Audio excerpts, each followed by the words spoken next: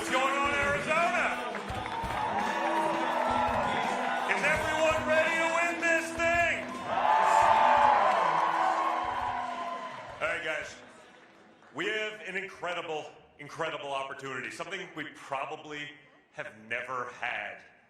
We have the opportunity to not just put my father back into the White House, but have you seen the team that he has assembled around him that can fix so many of the things that are broken and wrong in our country? Whether it's RFK Jr. on health, bringing in Tulsi Gabbard.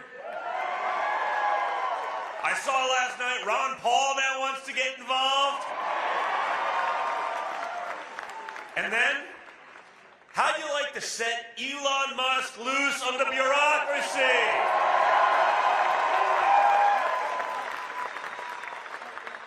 It's truly crazy times, guys. I always tell the story.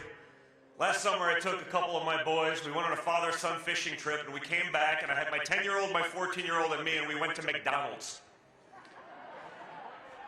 And let's be clear. When Donald Trump Jr. has sticker shock at McDonald's, it's a serious problem. Like, I get it, and I'm a reasonably spoiled individual, okay? I'm the son of a billionaire from Manhattan. I'm saying, when I grew up, I did not realize that McDonald's was a luxury item. And yet, because of the failed policies of the Biden-Harris regime, it's become a luxury. And that's the difference between my father, J.D. Vance, the team we've surrounded ourselves with. We want Americans to thrive again. Just barely surviving, like so many of us have been doing for the last 4 years, that's not acceptable in America. That's not the American dream. But it's stupid politicians, bureaucrats who are incompetent. They're the ones that have created this disaster. They're the ones that killed our jobs. They're the ones that created inflation. It's the Biden-Harris cost of living crisis that we're living through. They're the ones who created literally one of the only exports America's had for the last 50 years. You know what that one is? Your American dream. That's our only export. We send it to every country who hates our guts, and they're getting to live it. So that some bureaucrat in Washington can make a couple bucks on a consulting gig, or we can send another $250 billion to Ukraine. Man, I didn't think so. That's not a popular one. And yet they do it, right? You saw it. 2 weeks ago, overnight. This was during the hurricane, right? We have Americans that lost their loved ones. They lost their homes. They lost businesses. FEMA has no money for them because they put up illegals in luxury hotels across America on your dime. And just so we're clear, it's not a government-funded program. It's a taxpayer-funded program. You have the privilege of that. So as they're doing that, and as Americans are suffering, they get a $750 loan. I don't know, guys. Under Bidenomics, it's not going too far. It's not going to help you with much. I mean, honestly, it's a slap in the face to anyone who's been paying taxes. Those who've never paid taxes, those who are illegally here, you get $10,000 at the border. It's disgusting. I had the privilege yesterday going back there. I've been in North Carolina twice, just seeing the damage of what was happening, meeting these incredible people. And honestly, it's actually amazing to see. I got to see the worst of Mother Nature, but the best of America, the best of humanity, as they all came together. I was there with the folks from Samaritan's Purse who are doing the job that FEMA should be doing, but isn't. We were dropping off yesterday. We were dropping off clothes. It's starting to get cold down there. 2 weeks ago when I was there, we were dropping off generators and heating equipment for people who had none of those things. And you get to see so much of what real America was about. And I can assure you, while many have lost everything, they are fully aware just how much their government can't stand them at this point. So guys, it's very simple. It does not have to be this way, right? We went from a time of prosperity to a time of poverty.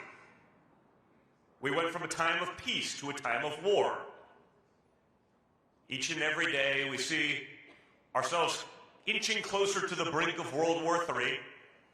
We keep funding those regimes, like I said, as the hurricane was going, they had no money for the people who were actually suffering, actual Americans, but they could pass an overnight resolution to send another $450 million to Ukraine, $175 million to Lebanon. Yesterday, I believe it was, maybe it was the day before, I don't want to get fact-checked, they'll cancel me, they'll throw me in the gulags. They had another $450 million for Ukraine. Think about that. Like, on the eve of an election, in an issue that is so not popular, when they've shown they're not willing to take care of their own citizens, they can, out of thin air, pull off another, $500 million. What's a couple $500 million, right? You send your friend $601 in Venmo, they're going to audit you. But when the Pentagon loses $250 billion, $250 billion, just lost it. What's a couple $100 billion between friends, right? So we have an incredible opportunity to fix all that, but we cannot do it by ourselves. We cannot do it alone. We cannot do it without each and every one of you participating. Okay, and that's not just voting for my father. That's voting straight Republican ticket. Okay? We need congressmen that are going to support my father. We need Kerry Lake in Arizona in the Senate. But we got to go further than that, guys. We need Republican state legislatures. We need Republican school board leaders so we can stop the indoctrination of our children. At this point, we need Republican, dog catchers. Because who knows what they're going to do with those dogs? We've been seeing the videos. I don't know. They're like, no, Dad, how dare you say that was a dog? It's like, it's a dog, it's a cat, it's something with 4 legs and really small. I can tell you what it's not. It's not a ribeye. It's not something any of you have ever barbecued before, I can assure you that. So we'll let the fact checkers do their thing because they'll do it anyway. But you see that, right? You see the fake news, you see the lies, you see the nonsense. Each and every day, whatever it is. You saw it yesterday. Donald Trump said they should put Liz Cheney before a firing squad. I was like, what? Did you listen to what he said? He goes, it's amazing all the people that are so apt, so ready, willing, and able to send your kids or yourselves off to war are never the ones that actually do it themselves. So he said, all of a sudden, when you're at war and you're standing there with a rifle and you got 9 others pointing at you, all of a sudden, maybe you wouldn't be such a warmonger. When you watch the transcript, you understand that whatever disdain you have for the media, it is not enough. However bad,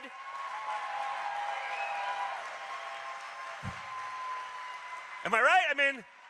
However bad you think they are, it's not at hey, it's slanted a little bit to the other side. It's at this point full-on propaganda. And again, you have the power to change all of that. You have the power to break down some of that bureaucracy. You have the power to turn off that and start going to all of the other alternative forms of media that are springing up because they have not acted in good faith. But again, you can't do it alone. My father by himself or my father with JD, even the team he's put around him, they've shown they can cancel the most powerful man in the world. They can shut him off. They'll mince his words. They'll cut off his communications.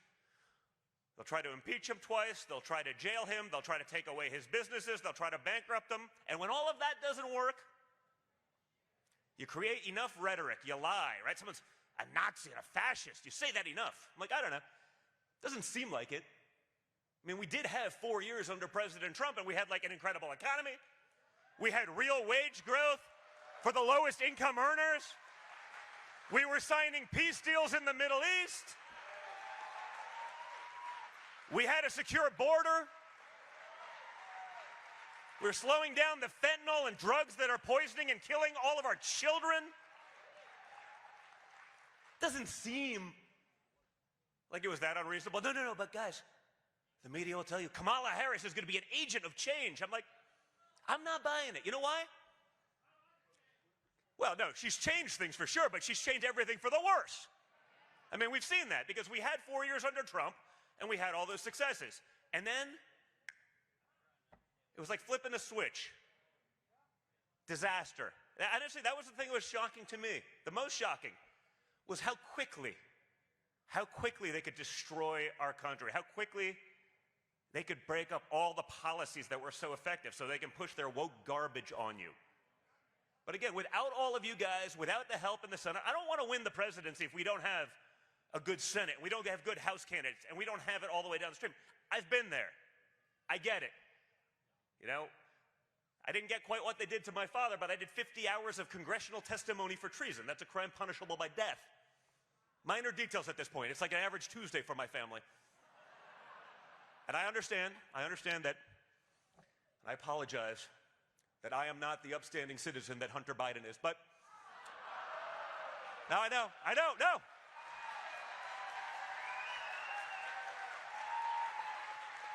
Just ask CNN. But I have a feeling, guys, if that was my laptop, it'd be a little different.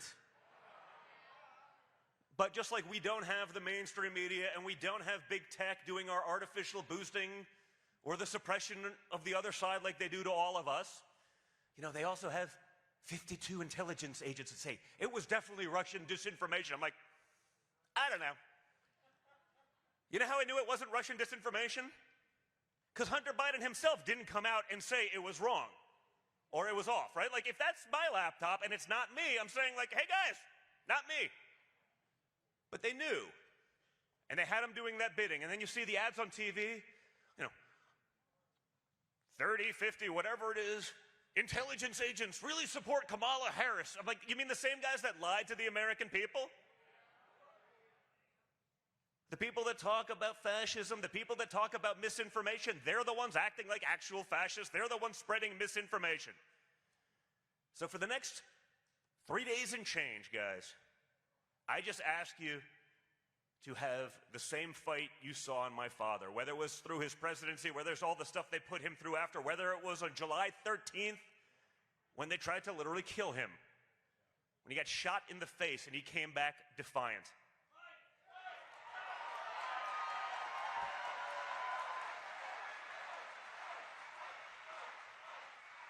Yeah, these days everyone's a tough guy on a keyboard, right?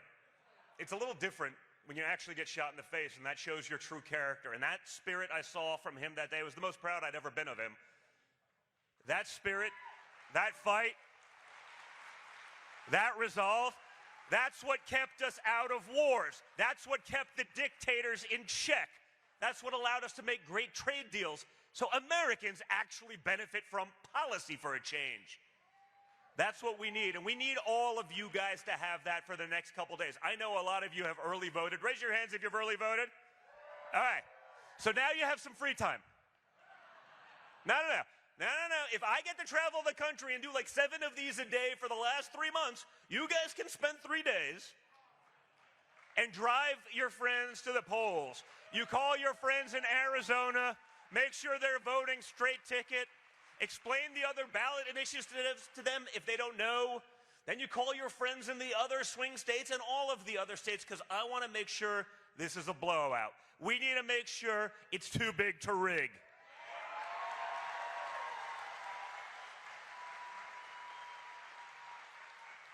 So do it. Call 10, 15, 20, 30, 1,000 people a day. Make sure they're in there. You guys have to function like basically at this point like you're the third monkey in line for the ark and it's starting to rain. Right? Because that's what it is, guys. When people are like, well, what's on the table? I'm like, everything. You know how I know? Because the other side says it. It's not just the Second Amendment they're going after. Right? You heard Hillary Clinton and John Kerry and all of them talking about, that pesky First Amendment. We can't let them have that. We got to maintain regulations to prevent the dissemination of misinformation. I'm like, so the people who have been the biggest liars, the biggest hoaxers, they want to be the arbiters of truth. That's not going to work out well. We've seen where this is going. As I said a little bit ago, we've had 4 years under Trump, and we've had 4 years under the Biden-Harris regime. She herself has said There's nothing she could think of that she'd do differently. I don't, nothing. Really, like you wouldn't have done like the Afghan withdrawal differently? You wouldn't have maybe shut down the border so 100,000 Americans don't die of fentanyl poisoning every year? Human trafficking, sex trafficking, the crime from illegals, but the Democrats, no. It's only a few apartment buildings in Austin and Colorado, only a few apartment buildings that were taken over by armed, merciless drug gangs. It's like, honestly, I feel like I'm the star of the Truman Show some days. It's like, I'm waiting, you know what I mean? Like, I'm waiting for the camera to pop out of my ceiling and be like, we're just kidding with you, Don. But it's actually happening. So we need you guys to be in this fight with us, and I can assure you, as long as my father has your support, he will never, ever, ever stop fighting. So Arizona, for the next couple days, you get out there, you bring your friends, you get them to vote, you tell them and explain to them what is at stake, because they're not going to get it from other sources. And if you do that, guys, we're going to win. We're going to take back our country. We're going to end the nonsense and the bureaucracy and the never-ending wars, and we're going to make America great again. So Arizona, thank you. Get out. Do your part. You guys are the best. I love you, and I will talk to you soon. Thank you, Arizona.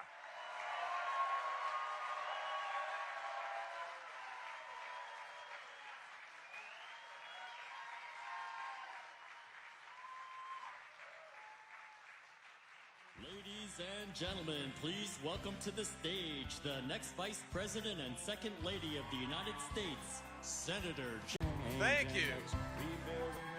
Wow. All right, Scottsdale.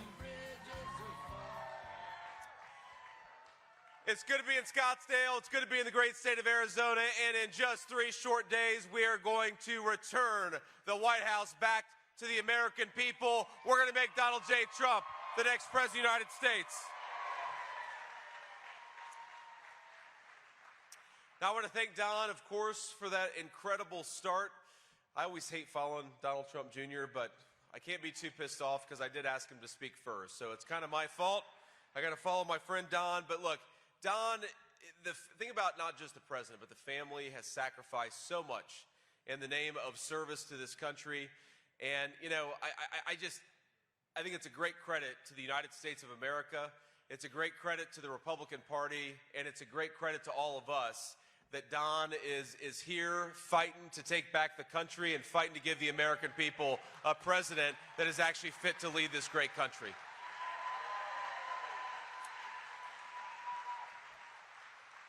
I know we have the great Senate candidate, Kari Lake. Kari, where are you? I think Kari may have had to step out, but Kari, thank you so much for your leadership and for doing everything that you're doing. Let's go get Kari Lake over the finish line, please, Arizona.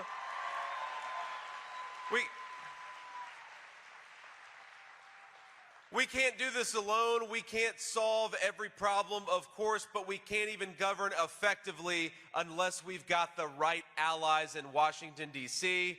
Right now, you guys have a far-left radical running, pretending to be a moderate, Ruben Gallego, and on the other side, you've got somebody who's actually going to fight for the people of Arizona. Let's send a fighter for the people of Arizona, the United States Senate. We're thrilled to be joined by Gina Swoboda. Gina, thank you so much for being here and for your leadership. Good to see you. We've also got Arizona Senate candidate Corrine Warner. Corrine, where are you? Say hello.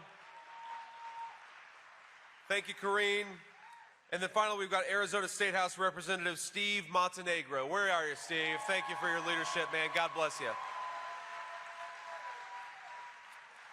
Now, I was talking backstage with Charlie Kirk, and Charlie Kirk told me, love Charlie, he left just a few minutes ago, and he told me he's got 3 more events just in this area of the state of Arizona.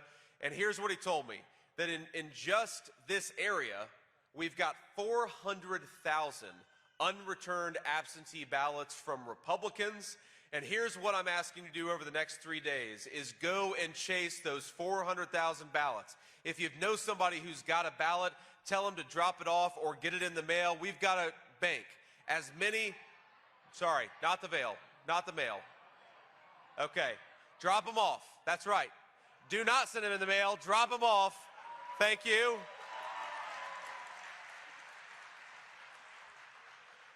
We'll drop them off, or, of course, on November the 5th is actually Election Day, so get out there and vote for Donald J. Trump, for Carrie Lake, and for all of our great candidates. But we've got, think about this, we're in a very, very good spot in Arizona, but I don't want us to get lazy, and I don't want us to rest on our laurels here, because right now, we've got a big, big advantage in the state of Arizona. But here's the question.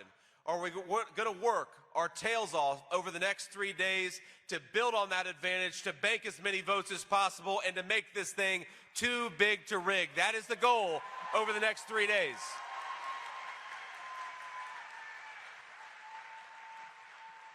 Because think about this, the stakes of this thing could not be higher. Arizona knows it better than almost any state in the union. There are 453,000 illegal immigrants in this state because Kamala Harris refuses to do her job.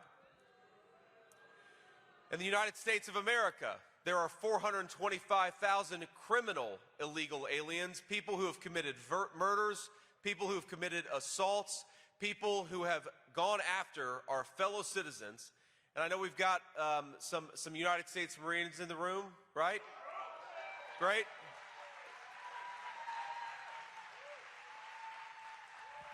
We want to thank everybody, regardless of their branch of service, but the number of criminal migrants we have in this country, thanks to Kamala Harris's failed border policies, is more than twice the size of the United States Marine Corps. Now, Kamala Harris has rolled out the red carpet to every illegal alien. She's offered to give them free health care benefits. She's promised them to give them Social Security and Medicare, which would bankrupt those programs. Meanwhile, our guy is saying to the illegal aliens in this country, especially the criminal migrants, pack your bags, because in 3 months you're going back home.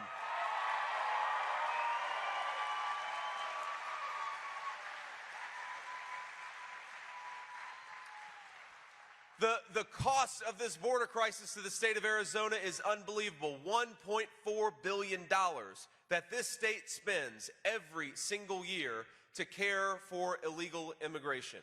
What are we doing to the veterans? What are we doing for the veterans who are sleeping under park benches and sleeping all over our country, homeless, when we're spending $1.4 billion to look after people who don't have the legal right to be here? That's what Kamala Harris's policies are doing to this country. What about the fentanyl? The Mexican drug cartels are bringing in by the bushel.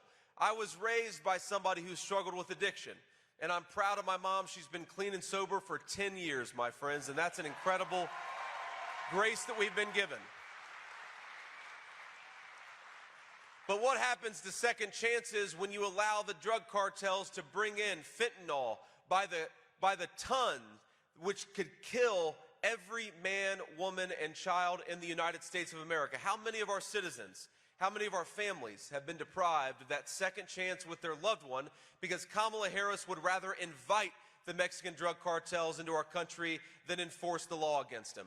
And here's my solemn promise, is that when Donald J. Trump is the president of the United States, we're going to go to war against the Mexican drug cartels, get that poison the hell out of our country, and return basic sanity to the people of Arizona.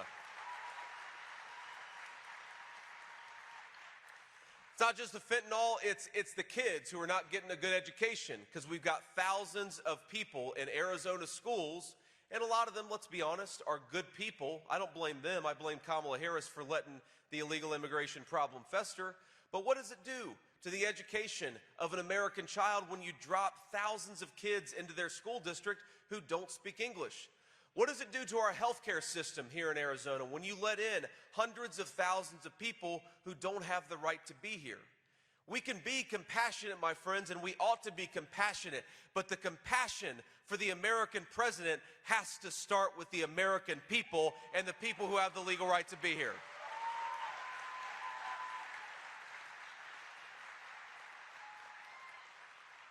Now, one of the biggest problems that comes from illegal immigration, and Kamala Harris doesn't like to talk about it, and neither, of course, does the corporate media who defends her at every step of the way, it is about the effect on housing prices. I really believe that we ought to be fighting for the American dream of homeownership, especially for our young people in the state of Arizona. Think about this. 30, 40 years ago, I hear young people tell me this all the time, that 30 and 40 years ago, you could work a job, you could play by the rules, and you could afford to buy a home. And a lot of our young people feel like they're working hard, they're playing by the rules, but that American dream of homeownership is unattainable. Now, we got to do a lot to fix that. We've got to build more houses, first of all, which means stopping Kamala Harris's ridiculous regulations. We got to lower the cost of energy to make it easier to build houses. That means drill, baby, drill, and stop the war on American energy. But let's be honest. It don't matter how many homes we build, if we have a president like Kamala Harris who gives American homes to illegal aliens instead of American citizens, we are never going to make the American dream of homeownership affordable. So yes, under Donald Trump's leadership, we're going to build more homes. Yes, under Donald Trump's leadership, we are going to make mortgage interest rates more affordable, but most importantly, we are going to fight to ensure that American homes go to American citizens, and that is how we're going to make American home ownership affordable again.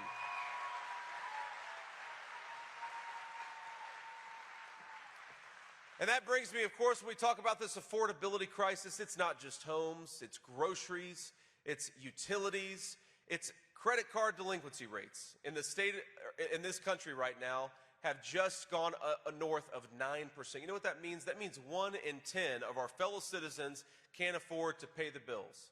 1 in about 11 auto loan repayments are in delinquency right now, which means that a lot of our fellow citizens can't afford to make their car payment. Donald Trump is going to usher in a golden age of peace and prosperity by fighting for some common sense economic principles that make the American dream. For all of you and all of our fellow citizens who we love, we're going to make the American dream affordable again. And that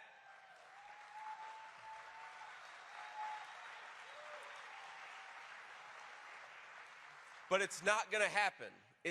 You know, we've got the best country in the world. We've got the best people. We've got the most incredible natural resources. But we're not going to make the American dream more affordable again by doing the same things that made it unaffordable in the first place. And that is what Kamala Harris is offering all of you. It's what she's offering the state of Arizona, is 4 more years of exactly the same policies that brought us to this situation in the first place. A vote for Kamala is a vote for 4 more years of sky-high inflation. It's a vote for 4 more years of unaffordable groceries and unaffordable housing. It's a vote for 4 more years of a wide-open southern border. It's a vote for 4 more years of the fentanyl flooding into our country. And I think the people of Arizona, in 3 days, we're going to send a message. We do not want 4 more years of Kamala Harris's broken policies. Our message to Kamala Harris is, you're fired. Go back to San Francisco, where you belong. We want prosperity for the American people.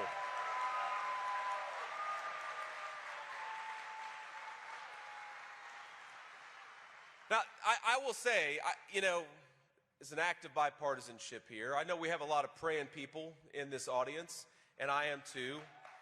And, you know, one of the things that we've got to do for Americans of faith, whether you're Christian, Jewish, anything, is we've got to make religious liberty great again in this country. We've got to give people the right to practice their faith as they see fit. But if you are the praying type, maybe spare a prayer for Governor Tim Walz, because I think he's got the toughest job in American politics. I really do. If you think about this, Governor Tim Walz, you wouldn't expect me to feel bad for him because he goes around the country lying about me and lying about President Trump. But let's be honest, he's got to lie about us because he doesn't have anything else to talk about. Because Governor Tim Walz, he can't say that Kamala Harris did anything to lower the price of groceries because, of course, under her policies, the price of groceries got way more expensive. He can't say that Kamala Harris did anything to close down the border because, of course, for 4 years she did everything that she could to open the border. And the biggest challenge of all is that Tim Walz has got to pretend that Kamala Harris is competent enough to be the President of the United States. That is a tough job. Now, I know that a lot of you have got tough jobs, but you've never had a day at work so bad where you've had to convince the American people that Kamala Harris is fit to be the President of the United States. That's That is tough, tough work.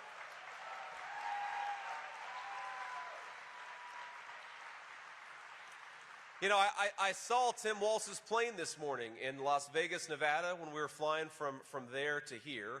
And I just thought to myself, man, he's got a tough job. He's got to go, and I guess he's in Arizona, but somewhere else. He's not in the Phoenix area. I believe he's somewhere else. And I just thought to myself, you know, I've got the easiest job in American politics. I get to go around and talk about the fact that when Donald J. Trump was president, inflation was at 1.5%, and our citizens could afford groceries. It's pretty good. I get to talk about the fact that when Donald J. Trump was president, take-home pay was rising faster than it had in 40 years in the United States of America. People were making more money and keeping more money. I get to talk about the fact that Donald Trump put in the biggest tax cut for working Americans that we'd seen in this country in 40 years, and of course the economy grew afterwards.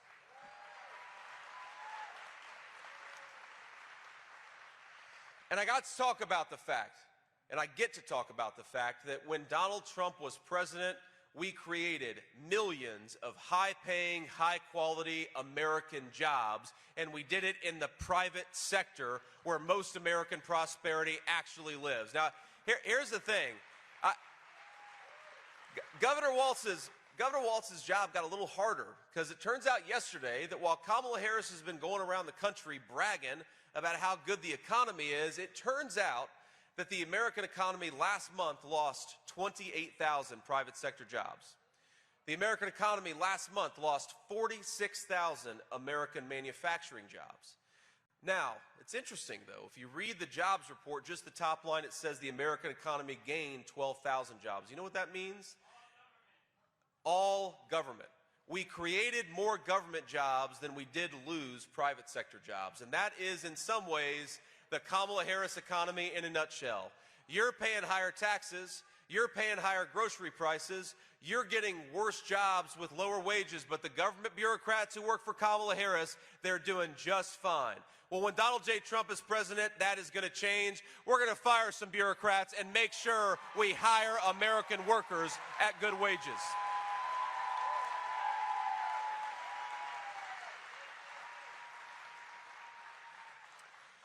You know, I will say one thing nice about Kamala Harris. You'd be surprised. Look, I said something nice about Tim Walz. I asked you to pray for him. And here I am. I'm going to say about Kamala Harris that every time she gives an interview, we gain about 100,000 votes. And I will say that for her.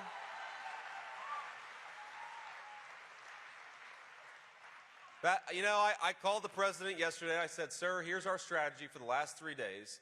You and I, let's just go play golf and let Kamala Harris go out there doing interviews, and we'll win in a landslide. But unfortunately, Kamala Harris runs from the American media just as much as she runs from her own policies. So unfortunately, she's not going to help us out. But a couple weeks ago, she did us a big favor because she reminded the American people of the lie at the heart of her campaign. Remember, this is a person who's the sitting vice president, and she runs around the country pretending that she has nothing to do with the policies of the administration where she is the vice president. You'd almost believe that she's never met Joe Biden, even though she is his vice president. She's bragged about his policies for years, and she only changed her tune about a few months ago when she became the Democrat nominee for president. Now, here's the thing about Kamala. When she's got a teleprompter in front of her, she'll make all these promises, and she'll give you all these slogans, and she'll talk a big game about all the things that she wants to do, but notice she never talks about what she has done because the actual record is a failure. But every now and then, Kamala Harris will commit a gaffe, and you know what a Kamala Harris gaffe is? It's when she accidentally tells the truth. And it happens at some of these interviews where, you know, she did an interview with The View a couple weeks ago. And I wouldn't recommend watching Kamala Harris on The View. You lose about 20 IQ points, and we need you guys as sharp as you can be for the next 3 days. Wait, after the election, you can watch Kamala Harris on The View. But they ask her the question, well, what would you have done differently over the last 4 years? And Kamala Harris says, nothing comes to mind. Now, that could be the slogan of the Harris-Walz campaign, nothing comes to mind, but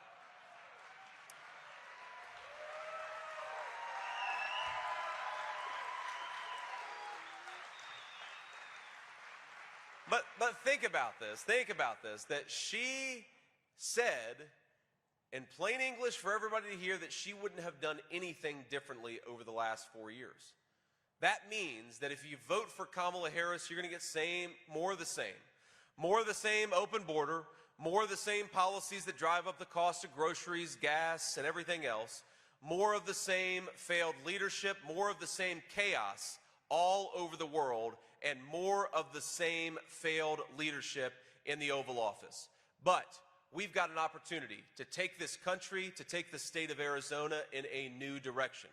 We've got an opportunity to vote for tax cuts for working families.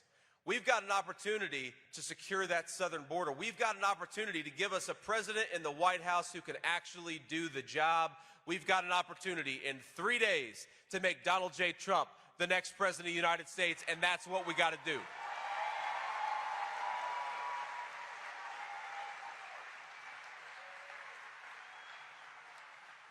And you know, there's one difference that's maybe bigger than all the other differences. There's, of course, a lot of policy differences between Kamala Harris and Donald Trump. There are a lot of things that we can criticize her on, and we do. But one thing that I think has really come out over the last few days is that while Donald Trump is very good at counterpunching, and while Donald Trump is very good at picking apart the record of Kamala Harris has done something else. She's not been attacking just President Trump or just me. She's been attacking her fellow citizens for daring to think that she has done a bad job. And I know that the media lies about this. They say that, you know, they'll say that, well, the Kamala Harris campaign is the campaign of joy. Well, I think we have a hell of a lot more joy on our side right now, don't you? We're having a lot more fun than they do.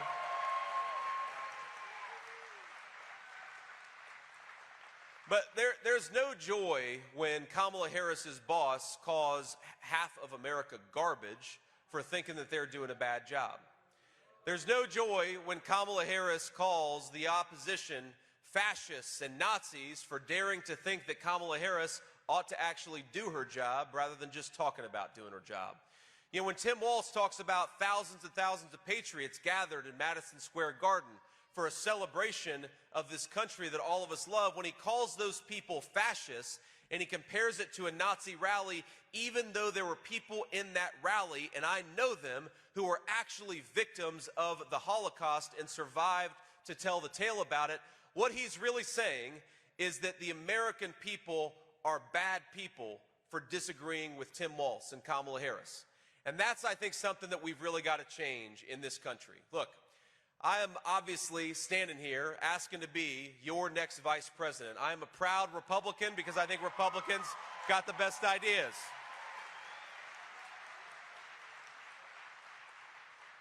But we got a lot of Democrats and a lot of independents who are part of this movement. We got Bobby Kennedy and Tulsi Gabbard. We've also got, on the Republican side, Brian Kemp and Nikki Haley.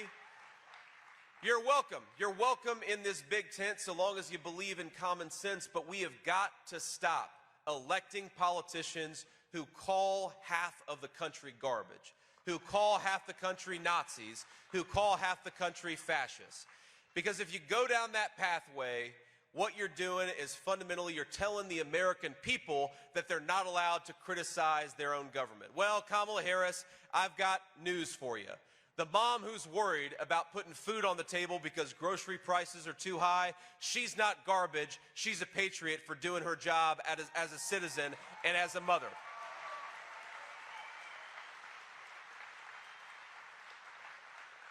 The father I met a few weeks ago who's pissed off that the Mexican drug cartels killed his son, he is not garbage for thinking that you should do a better job going against those Mexican drug cartels.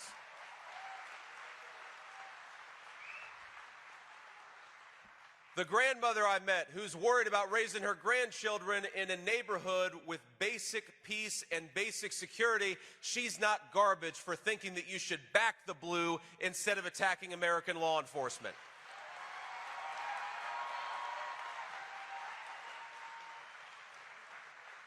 So our message to Kamala Harris is very simple. We are not bad people for loving this country enough to think that Kamala Harris ought to do a better job. Nobody is a bad person for criticizing their own government. In fact, that is everybody's right. as an American citizen. And Kamala Harris, while it is disgraceful to call half the country garbage, in 3 days this country is going to take out the trash in Washington, D.C.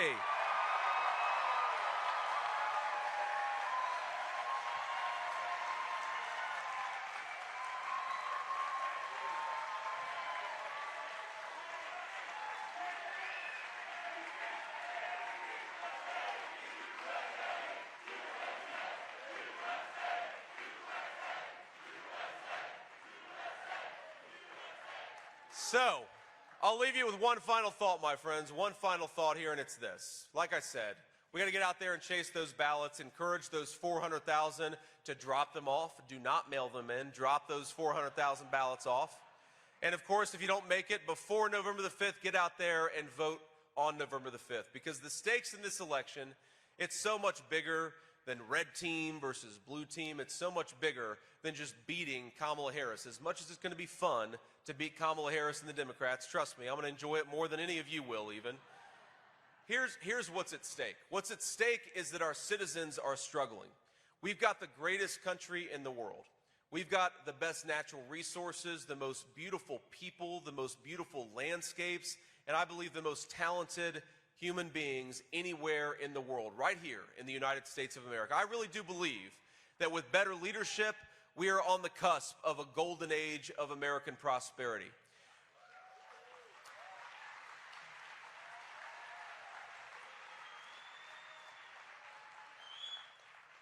But we've got to do a better job. And the way to do a better job is to fix what I believe is the only thing that's broken about the United States of America, and that's Kamala Harris's failed leadership in Washington, D.C. So as you're working over the next few days, and as we're doing everything that we can to get people to the polls, I want you to remember just a few of the people that I've met on the campaign trail over the last few months. I met a woman who is a retiree, and for 40 years, she and her husband have done steak night every Friday, but last year, under Kamala Harris's policies, because groceries got too expensive, she stopped doing steak night. I met a mother who's mourning a teenager who took something at a party under peer pressure, something a lot of teenagers do, but instead of her son paying with that mistake with a lecture or getting grounded by his mom, he paid for that mistake with his life. Because what he took under peer pressure was laced with fentanyl brought in by the Mexican drug cartels. I've met so many people who can't afford groceries. I've met young people who would love to get married and start a family, but they're worried they're never going to be able to afford to buy a home to raise that family in.